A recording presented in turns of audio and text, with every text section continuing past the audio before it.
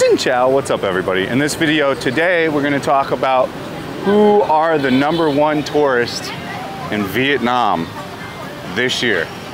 Before we get to it, let me get some guesses in the old comment section. Who do you think's #1? I don't think it's gonna be any surprise to anybody. I'm gonna get to the answer right now because we don't do bait streaming around here, but yeah, the Koreans are definitely winning. They're winning by quite a bit.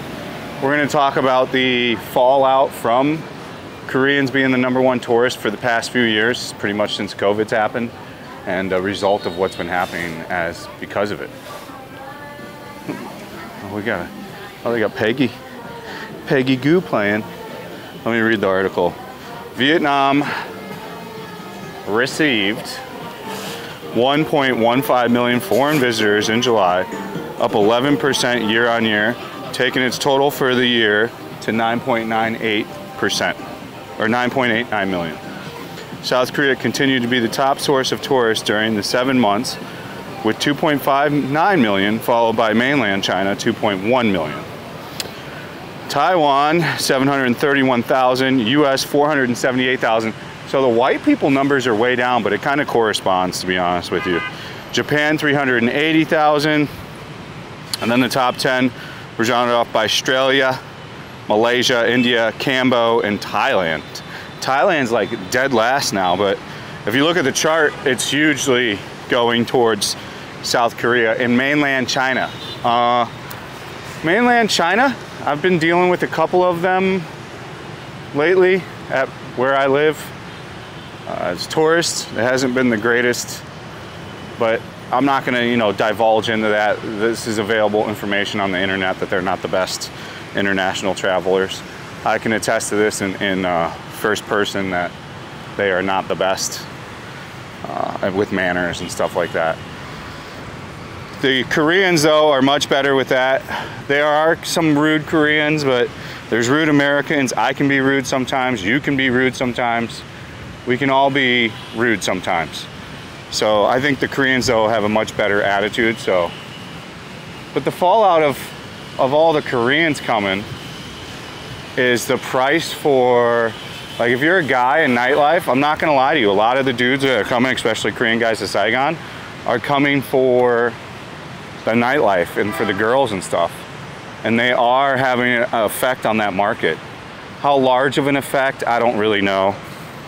We've talked about it on my live streams, but more so I think the effect is towards the girls that you generally don't want to be, getting with longer than, dating for a month or so. So I don't think it affects too much of the actual dating market. But for like the 8s, 9s, and 10s, it's definitely going to create a problem. And then the lady bars in, like, especially somewhere like a Japantown and a beach Texaco, those guys tend to spend a whole lot more, in my opinion. They're less to negotiate and stuff too. I mean, a lot of people don't even know in Japantown you can negotiate at all those bars. Like, pro tip, you can negotiate your seat charge, the drink fee, especially if you agree to buy a certain set amount. So everything's an art of a negotiation. But the Koreans definitely have had an effect on stuff. I mean, I'm not gonna lie. I'm not gonna sit here and act like the housing market hasn't gone up a couple percent probably in this high end, like we talked about in the Thu Thiem video. They really like Empire City. Like, Koreans love Empire City, the newer building on Empire City. They love all of Thu Thiem, and they love all of Basan, which is okay. I would too, man. Like, these are the best properties in Saigon with the best location. District 7, of course, has great properties too, but it's just not as locationally sound. So it's not as good of a location in the city.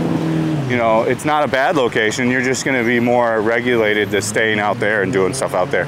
Same in Tho Dinh, has great apartments, but you're gonna be regulated to staying in those areas. Their plan is to put a walking bridge from here to here, to walk over to here. And then they want everybody to be walking in like a big circle. They're gonna have everything interconnected, and then with the subway as well over on this side, and then underground walking is their kind of plan. They want to do like Singapore and a lot of like connected walking outside.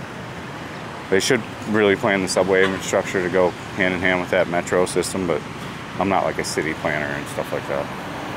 I'm just a fat guy with a camera. So there is a percentage up on the market. You know, the girls are a bit more spoiled. These Korean guys come over here and they just want a girl. They think they're coming here and getting a girl that's like a yes man, no sir, yes sir, no sir type deal, and they're tired of their Korean wife or Korean girls back. You know, it's kind of the same age-old story with Westerners and stuff. The same thing, I guess, is kind of happening in Korea. There's definitely a lot of guys coming over here getting married and looking for a new life. But let's not even get that race subject like to one thing. It's a lot of people are coming here to do that. But there is, statistically, by me just reading it, there's a noticeable incline of Korean dudes here. And there's a noticeable incline of prices in the nightlife segment where they go to have gone up in price, and the women that are surrounded with that are now more catered towards Korean dudes because they might get that iPhone 15 Pro faster, or the Gucci bag quicker, or etc. You know, etc., etc.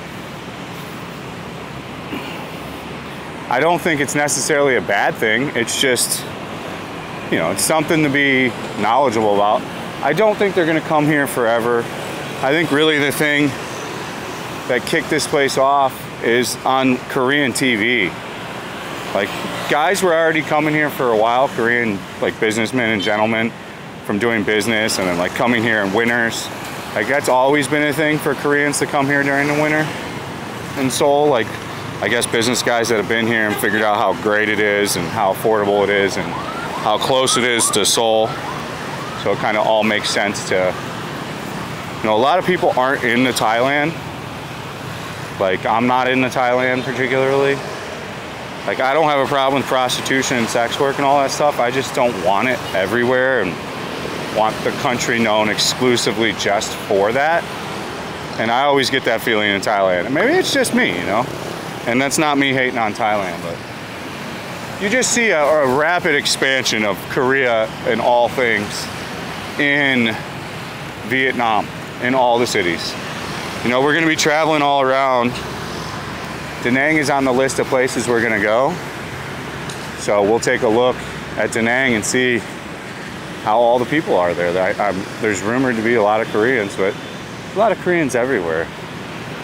And comparative to Russians, and again, I'm not generalizing, but what I've dealt with in the Chinese, they're way better tourists. So I'll take them. Raising the prices a bit and scooping up girls that I would have no interest in anyways. I'm okay with that for the most part. I mean, that's really it. I don't have like a crazy expansion on it. I think they're going to continue to dominate the tourism market. They're going to continue to expand here. There's like, you know, there's a Korean fried chicken spot down here. There's a Korean restaurant opening up somewhere all the time. You know, there's a huge Samsung ad down here that takes up the whole front of a building. Another Samsung ad right here. I mean, you can see there's Samsung manufacturing plants here. So this partnership and friendship and Koreans loving Vietnam and Vietnamese women and Vietnamese businesses loving Koreans back is going to continue to go absolutely hand in hand. And yeah, I don't think it's going to really slow down. But you let me know what you think in the comment section. I'm not, you know, I could be wrong, but I think I'm pretty right about it. So that's it. That's all I got to say on that one. Thanks for watching. Stay frosty. We'll see you on the next one. Peace out, baby.